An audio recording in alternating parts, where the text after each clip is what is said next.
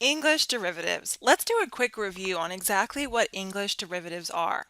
Whenever you're given a vocabulary sheet, you see your Latin words and their English meanings. And then to the side, you're also given a list of English derivatives. What are English derivatives? They are simply English words that are derived or have roots from words in other languages. Examples are amicable. This comes from the Latin word amicus that means friend, but amicable doesn't exactly mean just a friend. Mortician is another English derivative. It comes from the Latin word mortis, mors mortis, and that Latin word, its English meaning is death. But mortician doesn't exactly mean just death. And vital comes from the Latin word vita. Now, vita, its English meaning is life. But when we talk about this English derivative, vital, it doesn't mean just life.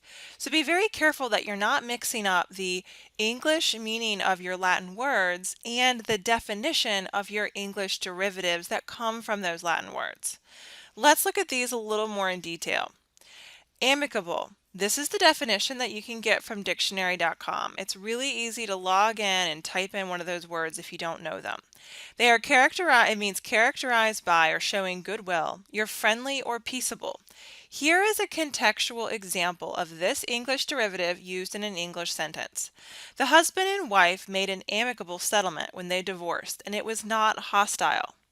Okay, so amicable just means friendly or peaceable.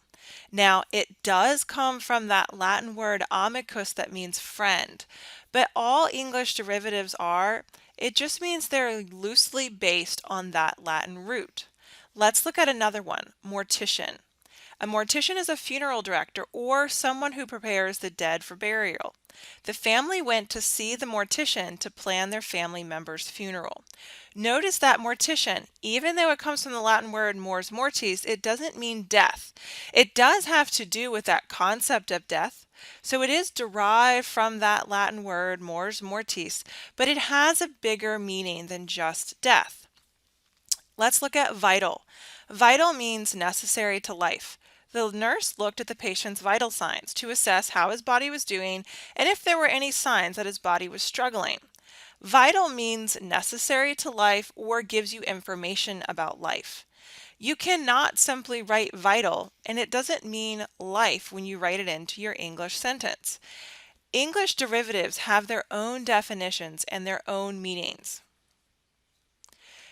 Cave. This means beware in Latin. Do not simply substitute the English meaning of the Latin word for the definition of an English derivative. They are two different things. The Latin word amicus means friend, but the derivatives that come from that word, like amicable, don't mean just friend. Amicable means to be friendly or peaceable. So it has to do with the concept of friend, and that's why it comes from that Latin word, but it does not mean just that English meaning. The bear was worried about his vital is not correct contextually. Vital means it's necessary to life. It doesn't mean just life. You could, however, say the bear was worried about how vital hibernating was to his life. Is hibernating vital to him? Is it necessary for his life? That would be a better example. You are now showing that you understand the correct definition of the English derivative vital, not the Latin word vita. So please be very careful on this. This is a basic Latin 1 concept, but this is something that's very easily we're able to fix and we're able to work on. There is an alternative assignment for the English Fables for Module 1. If you'd like to do that just to get used to what you should be doing when you get your vocab assignments, you should always be looking for those derivatives, and any of them that you do not know the definitions for, you should look them up on dictionary.com. Part of learning Latin is building that vocabulary, and so that's what this assignment does.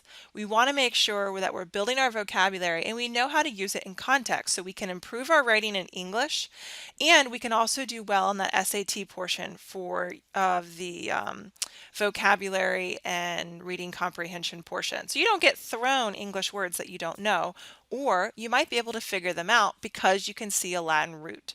You have an idea of what concept it's talking about. If you see vital or vitamin, you know it has something to do with life. All right, that's not the definition of those English derivatives, but it does have to do with that concept of life. If you still have questions on this, please, please, please reach out. I cannot stress that enough.